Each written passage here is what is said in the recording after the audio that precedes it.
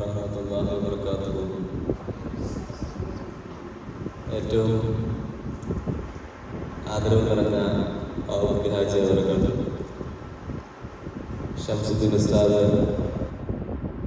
അഷ്റഫ് മന്നാൻ ഉസ്താദ്, ഷൗക്കത്ത് ഉസ്താദ്, മറ്റെൻ്റെ സഹപ്രവർത്തകർ, രക്ഷിതാക്കൾ, പ്രിയപ്പെട്ട കുട്ടികളെ, 2 മിനിറ്റ് കൊണ്ട് ഞാൻ എൻ്റെ വാക്കുകൾ അവസാനിപ്പിക്കുന്നതാണ്. നമുക്കറിയാം, ചെമ്പഴന്താർ ഉലൂം കോളേജിലെ കുട്ടികളുടെ കലാപരമായ കഴിവുകൾ, അവരുടെ ഖുർആൻ പാരായണം, ബാങ്ക് വിളിക്കാനുള്ള കഴിവ്, പാട്ടുപാടാനുള്ള കഴിവ്, അവരുടെ നാനാവിധത്തിലുള്ള പിന്നെ എഴുതാനുള്ള, പ്രസംഗിക്കാനുള്ള പല രീതിയിലുള്ള കഴിവുകൾ പുറത്തെടുക്കുന്ന ഒരു പ്രധാനപ്പെട്ട പരിപാടിയാണ് ഇന്നിവിടെ ഉദ്ഘാടനം ചെയ്യപ്പെട്ടത്, ഉദ്ഘാടനം നടന്നുകൊണ്ടിരിക്കുന്നത്. ഈ ആധുനിക കാലഘട്ടത്തിൽ നമ്മൾ അറിഞ്ഞിരിക്കേണ്ട 1-2 കാര്യങ്ങൾ മാത്രം പറഞ്ഞ് ഞാൻ അവസാനിപ്പിക്കുകയാണ്. നിങ്ങൾക്ക് നമ്മൾ ഈ പഠനം കഴിഞ്ഞ് ഹിഫ്ള് കഴിഞ്ഞ് അതിനുശേഷം ആലിം കിതാബ് പഠിച്ച് സമൂഹത്തിലേക്ക് ദഅവത്തിന് വേണ്ടി, പ്രബോധനത്തിന് വേണ്ടി ഇറങ്ങുമ്പോൾ നമുക്കുണ്ടാകേണ്ട ഏറ്റവും വലിയൊരു കഴിവ് വളർത്തിയെടുക്കുവാനും അത് കുറവുള്ളവർക്ക് അത് പരിപോഷിപ്പിച്ച് അത് സ്ട്രോങ് ആക്കുവാനുള്ള ഒരു വേദിയാണ് സാഹിത്യ സമ്മാനങ്ങളും അതിൻ്റെ വാർഷികവും അതുപോലെ അതുമായി ബന്ധപ്പെട്ട് നടക്കുന്ന ഈ ഇങ്ങനെയുള്ള ആർട്സ് ഫെസ്റ്റും. ആധുനിക മനഃശാസ്ത്രജ്ഞന്മാർ പറയുന്ന കാര്യങ്ങളിൽ പ്രധാനപ്പെട്ട 3 സികളാണ് എല്ലാവർക്കും വേണ്ടത് ഈ ഒരു കാലഘട്ടത്തിൽ. അത് 2 എണ്ണം. 1 ക്രിയേറ്റിവിറ്റി, 2 കമ്മ്യൂണിക്കേഷൻ, 3 കൊളാബറേഷൻ എന്നാണ് പറയുന്നത്. പിന്നെ വേറെ ഏറ്റവും പ്രധാനപ്പെട്ട 3 അറിഞ്ഞിരിക്കണം: ക്രിയേറ്റിവിറ്റി, കമ്മ്യൂണിക്കേഷൻ, കൊളാബറേഷൻ. ഇത് 3ാമത് നമുക്കിവിടെ ചർച്ച ചെയ്യേണ്ട ഒരു ആവശ്യമില്ല. 1ാമത്തെ ക്രിയേറ്റിവിറ്റി, സർഗാത്മകത എന്ന് പറയും. സംതിങ് ക്രിയേറ്റ് ന്യൂ, അതാണ് ക്രിയേറ്റിവിറ്റിയുടെ അർത്ഥം. ഇപ്പോൾ ഒരു കുട്ടിക്ക് ഒരു പാട്ട് എഴുതാൻ കഴിവുണ്ടെങ്കിൽ, അല്ലെങ്കിൽ ഒരു കവിത എഴുതാൻ കഴിവുണ്ടെങ്കിൽ, ഒരു കഥ എഴുതാൻ കഴിവുണ്ടെങ്കിൽ, ഒരു പ്രസംഗം എഴുതാൻ കഴിവുണ്ടെങ്കിൽ, നമുക്കറിയാവുന്ന ഒരു വിഷയം പുതിയ രീതിയിൽ അവതരിപ്പിക്കാൻ കഴിവുണ്ടെങ്കിൽ, ഖുർആൻ പാരായണം, പല ടൈപ്പ് ഖിറാഅത്തൊക്കെ ഉണ്ട്, ഒരു ബാങ്ക് വിളി, പല ടൈപ്പ് ഖിറാഅത്ത് യൂട്യൂബിലൊക്കെ ആൾക്കാർ നിങ്ങൾക്ക് അറിയാവുന്നവരോട് അത് ഓതുന്നവരോട് ഇരിക്കുന്നുണ്ട്. അപ്പോൾ നമ്മുടെ സ്വന്തമായ ഒരു ശൈലി ക്രിയേറ്റ് ചെയ്യാൻ, സൃഷ്ടിച്ചെടുക്കാൻ കഴിയുമെങ്കിൽ അതാണ് ക്രിയേറ്റിവിറ്റി. ക്രിയേറ്റിവിറ്റി ഉള്ളവർ പൊതുവെ ഇൻ്റലിജൻസ് കൂടുതലുള്ളവരും കഴിവ് കൂടുതലുള്ളവരായിരിക്കും. അവർക്ക് സമൂഹത്തിൽ എല്ലാ മേഖലയിലും തിളങ്ങാനുള്ള സാധ്യത, ചാൻസ് കൂടുതലാണ്. ഒരു ജോലി കിട്ടാൻ, അല്ലെങ്കിൽ ഒരവസരം കിട്ടാൻ, ഒരു ഓപ്പർച്യൂണിറ്റി കിട്ടാൻ, മറ്റുള്ളവരാൽ ആദരിക്കപ്പെടാൻ അവർക്ക് സാധ്യത കൂടുതലാണ്. ക്രിയേറ്റിവിറ്റി, സർഗാത്മകത ഉള്ളവർക്ക് ഏത് മേഖലയിലായാലും. 2ാമത്തെ കാര്യമാണ് കമ്മ്യൂണിക്കേഷൻ.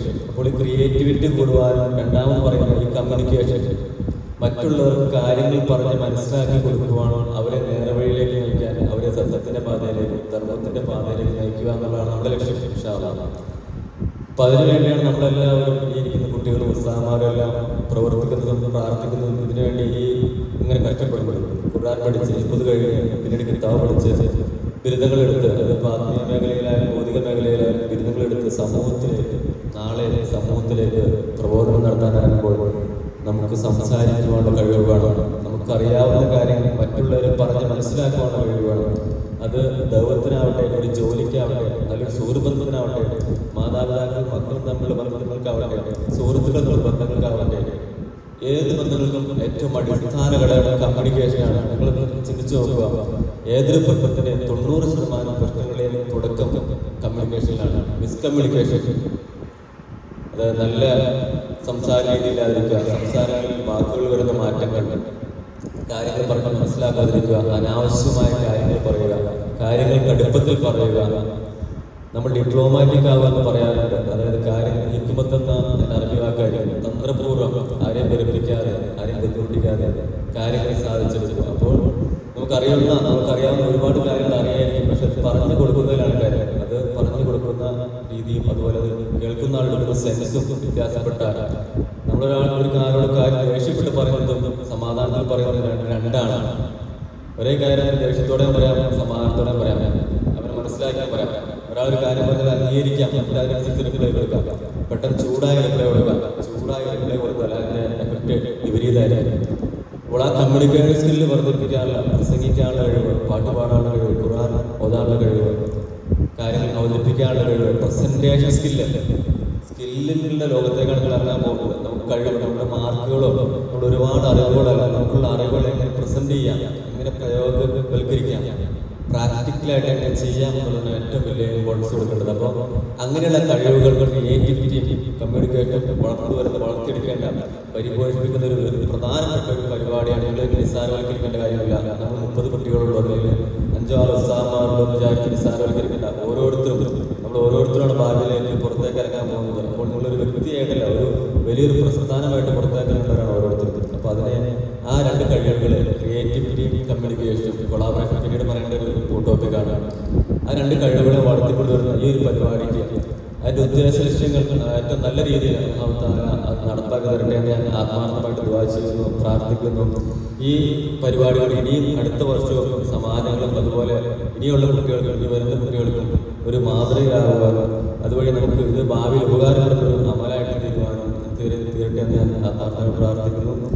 എല്ലാവർക്കും ഈ പരിപാടിയുടെ തുടക്കം മുതൽ അവസാനം വരെ നല്ല രീതിയിൽ പെർഫോം ചെയ്യാനും, ഇനി അടുത്ത പരിപാടി വരുമ്പോൾ ഇതിൽ കൂടുതൽ കുറച്ചുകൂടി ബെറ്ററായിട്ട് നല്ല പരിപാടി, ഇപ്പോൾ നല്ല ഓരോ പ്രാവശ്യം പ്രോഗ്രസ് ഉണ്ടാകാനും, അതാണ് നമുക്ക് വേണ്ടത്. ഒരു പുരോഗതി ഉണ്ടാവണം. ഇപ്പോൾ കുറച്ച് കഴിവുള്ള 20 കപ്പാസിറ്റി 25 ആ രീതിയിലേക്ക്, 30 മാർക്കുകൾ 35 പഠിക്കുന്ന രീതിയിലേക്ക്, അങ്ങനെ അടുത്ത പ്രാവശ്യവും എല്ലാ പ്രാവശ്യവും ഇൻഷാ അല്ലാഹ് ഇത് നടത്താൻ അനുഗ്രഹിക്കട്ടെ എന്ന് പ്രാർത്ഥിച്ചുകൊണ്ട് ഈ പരിപാടിക്ക് എല്ലാവിധ ആശംസകളും നേർന്നുകൊണ്ട് ഞാൻ എൻ്റെ എളിയ വാക്കുകളുടെ അവസാനിപ്പിക്കുകയാണ്. വാഹിദ് അൽഹംദുലില്ലാഹി റബ്ബിൽ ആലമീൻ. അസ്സലാമു അലൈക്കും വറഹ്മത്തുള്ളാഹി